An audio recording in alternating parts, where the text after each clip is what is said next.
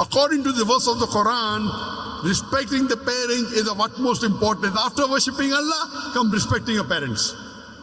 Allah says in Surah Nisa chapter 4 verse number 135, Ya ayyuhalladhina amanu, O you believe, stand out for justice as witness to the truth of Allah subhanahu wa ta'ala, even if it be against yourself, against your parents, against your relatives, rich or poor.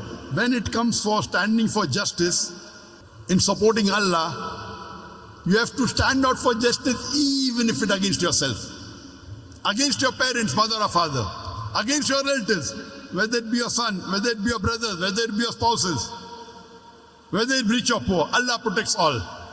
So here Allah is telling us that you love your parents, yes, but when it comes to justice, even if it goes against yourself, against your parents, against your relatives, you have to stand out for justice. That's true to Allah subhanahu wa ta'ala.